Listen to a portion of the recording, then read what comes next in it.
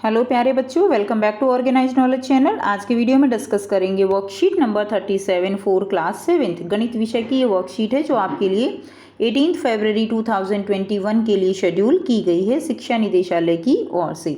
आज की वर्कशीट बड़ी ही इंटरेस्टिंग वर्कशीट है बेटा, बहुत ही कलरफुल वर्कशीट है। आपको करने में इसको बहुत ही मज़ा आने वाला है। सो वर्कशीट शुरू करने से पहले बेटा प्लीज़ चैनल को सब्सक्राइब कर लीजिए। So let's start. आज की वर्कशीट का टॉपिक जो है वो है घातांक और घात। ये हम पहले भी कर चुके हैं और अब हम इसका रिवीजन करेंगे। आपको दिया गया है 12 ट्राइंगल इक्वल टू, आपसे पूछा गया है कि 12 ट्राइंगल को आप इन चारों ऑप्शन में किसके इक्वल लिख सकते हो। ठीक है, तो देखिए पहला जो ऑप्शन है वो आपको दिया गया है 12 प्लस ट्राइंगल। तो 12 प्लस ट्राइंगल, तो आप इसको क्या लिख सकते हो, इसको तो हम ऐसे ही लिखेंगे 12 प्लस ट्राइंगल ही। तो ये ऑप्शन हम इसको 12 ट्राइंगल के इक्वल नहीं लिख सकते। सेकेंड ऑप्शन दिया गया है, आपको बहुत सारी ट्राइंगल दी गई हैं, तो इनको हम देखिए 1 2 3 4 5 6 7 8 9 10 11 12। तो ये कितनी ट्राइंगल हो गई, 12 टोटल ट्राइंगल हो गई ना। तो इसको हम क्या लिख सकते हैं, इसको हम लिख सकते हैं कि ये टोटल 12 ट्राइंगल हैं। ठीक है ना, 12 जो है ये टोटल त्रिभुज हैं। तो ये जो है हमारा ऑप्शन ठीक हो जाएगा। तो ये हमने किसके इक्वल लिखा, ये हमने 12 ट्राइंगल के इक्वल लिखा, तो ये ऑप्शन हमारा ठीक हो जाएगा। नेक्स्ट भी देख लेते हैं। अब इसमें आपको दिया गया है 1 2 3 4 5 6 7 8 9 10 11 12। ये 12 तो हैं, लेकिन क्या है ये एक दूसरे से गुणा की गई हैं। इसका मतलब क्या है कि ये जो है ट्राइंगल की जो है यहाँ पर कितनी पावर आ जाएगी इसकी, 12।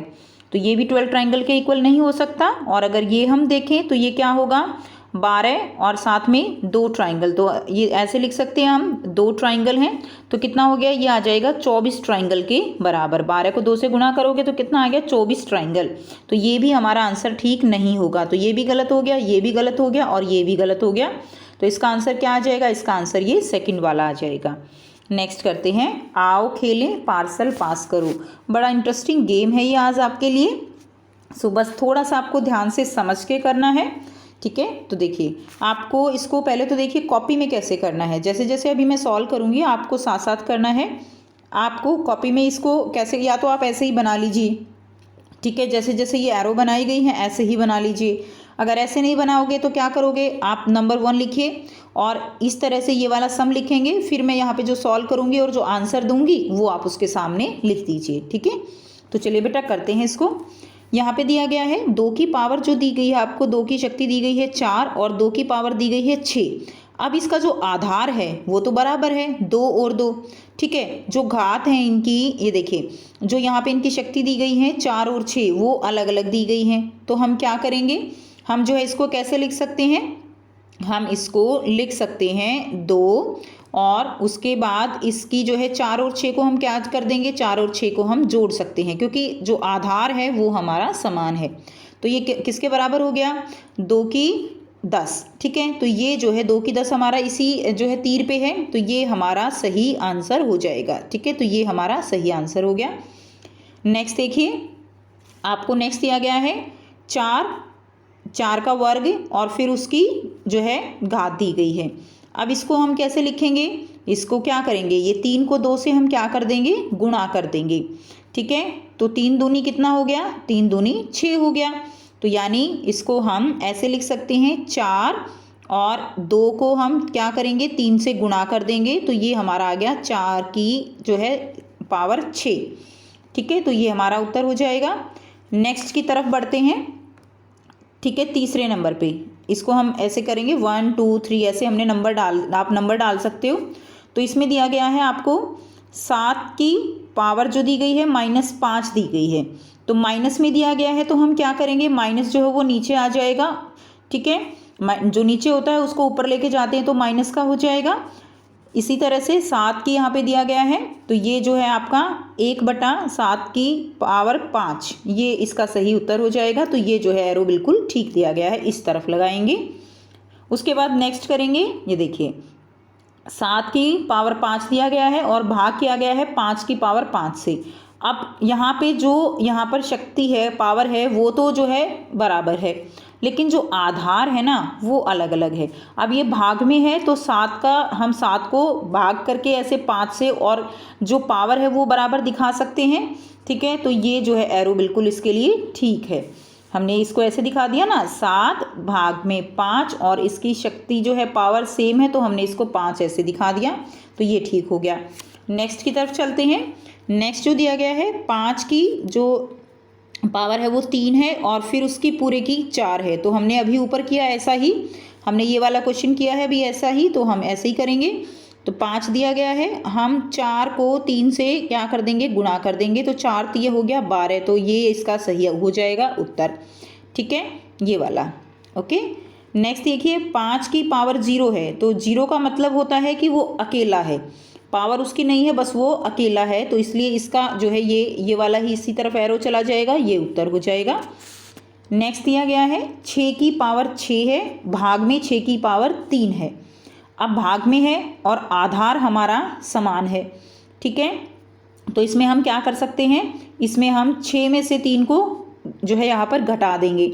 अगर ये गुणा में होते हैं तो हम उसमें जोड़ देते हैं, और ये देखिए जैसे हमने पहले में किया, गुणा में है तो हमने जोड़ दिया, लेकिन भाग में है तो हम घटा देंगे। तो हम क्या करेंगे, ठीक है, 6 और 6 में से 3 को हम घटा देंगे, तो 6 की पावर कितना आ गया, 3 बच गया हमारे पास, तो यही जो है इसका सही उत्तर हो जाएगा, ये वाला। ठीक है, नेक्स्ट करेंगे 2 की पावर यहाँ पे दी गई है 2 और 3 की पावर है 2, तो यहाँ पे देखिए आधार तो अलग अलग हैं लेकिन जो पावर है वो समान है, तो हम इसको क्या लिख सकते हैं, हम इसको लिख सकते हैं 2 गुणा 3, और इनकी जो पावर है वो समान लिख सकते हैं 2, तो 2 तिया कितना हो गया, 6 की पावर 2, तो यानी ये एरो इस तरफ बिल्कुल ठीक है, 6 की पावर 2 जो है यहाँ पे हो जाएगा।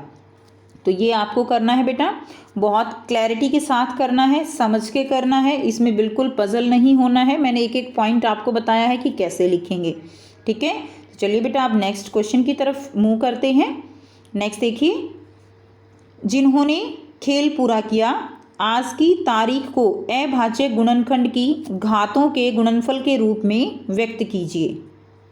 सो आपको क्या करना है, आज की तारीख को अभाज्य गुणनखंड की घात के गुणनफल के रूप में व्यक्त करना है। तो आज कितनी तारीख है, आज है 18। ठीक है, तो 18 के हम गुणनखंड बनाएंगे, अभाज्य गुणनखंड 2 गुणा 3 गुणा 3। ठीक है बेटा, तो 2 तिया 6 तिये 18 हो जाएगा। तो इसको आप कैसे लिख सकते हैं, इसको हम लिख सकते हैं 2 गुणा 3 की घात, 3 की जो है पावर कितना आ जाएगा, यहाँ पे 2 आ जाएगा। तो इस तरह से हम इसको गुणनफल के रूप में लिख सकते हैं, तो आप इसको ऐसे लिख देंगे। नेक्स्ट देखिए, मदद करो, सोचो कौन बड़ा। तो यहाँ पे आपको दिखाना है कि इनमें जो है, यहाँ पे दिखाना है आपको कि इनमें जो है कौन बड़ा है। देखिए नंबर 1 दिया गया है आपको -1 और इसकी पावर दिया गया है 5 और ये है -1 इसकी पावर दिया गया है 6। तो आपको क्या करना है, आपको यहाँ पर पहले देखना है, देखिए इसको हम पहले एक्सपेंड करके लिख लेते हैं। तो इसको हम लिखेंगे -1 गुणा -1 गुणा -1 गुणा -1 और गुणा -1, कितना हो गया, 1 2 3 4 और 5। ठीक है, इसी तरह से आप इसको लिख लेंगे 6 बार, -1 गुणा -1 गुणा -1 गुणा -1 गुणा -1 गुणा -1। तो अब इसको कैसे सॉल्व करेंगे, देखिए बेटा, अब माइनस माइनस को जब हम गुणा करेंगे तो क्या हो जाएगा, माइनस माइनस प्लस हो जाएगा, 1 गुणा माइनस माइनस प्लस 1। ठीक है, इसको गुणा किया ना हमने। ठीक है, तो यानी ये हो गया हमारा, ये हो गया, एक ये हो गया, एक ये हो गया। अब हमारे पास गुणा करने के लिए क्या बचा, -1 बचा। ठीक है, तो हमारा आंसर यहाँ से कितना आ गया, -1 आ गया। हमारे पास कितना बचा, -1। और अगर यहाँ से देखें हम तो 1 को 1 से ये इससे जो है कैंसिल हो जाएगा, ये आप कर सकते हो, या माइनस माइनस प्लस हो जाएगा, मतलब तो 1 1 ये इसके साथ हो गया और ये इसके साथ हो गया। तो हमारा आंसर कितना आएगा, अब आपस में 1 को गुणा करोगे, कितनी बार भी गुणा करो तो आंसर 1 ही आएगा। इसका आंसर आपके पास आया, यहाँ से देखिए इसका आंसर 1 आया, इसका आंसर -1 आया। तो -1 बड़ा है या 1 बड़ा है, तो हमेशा धनात्मक जो होता है प्लस का हमेशा बड़ा होता है, तो ये हमारे पास बड़ा हो जाएगा। ठीक है, उसके बाद देखिए, तो यहाँ पे आप इस तरह से सॉल्व करके लिख देंगे कि जो है ये बड़ा है। नेक्स्ट है कौन बड़ा है, तो 1 की जो है पावर यहाँ पे 5 है और 1 की पावर 6 है। तो बेटा 1 को आप कितनी बार भी गुणा करो, चाहे 5 बार करो या 6 बार करो, आंसर तो 1 ही रहना है ना। तो ये जो है दोनों क्या है, ये दोनों एक दूसरे के बराबर हैं। ठीक है, तो आप लिख देंगे ये दोनों क्या है, एक दूसरे के बराबर हैं और इनमें ये बड़ा है। तो ये हो गई आपकी आज की मैथ्स की वर्कशीट। एंड आई होप बेटा आपको ये वर्कशीट क्लियर है। अगर आपको कोई डाउट है तो आप कमेंट सेक्शन में कमेंट करके पूछ सकते हो। वीडियो अच्छी लगी तो बेटा लाइक कीजिए, चैनल को सब्सक्राइब कीजिए। And thanks for watching students, have a nice day.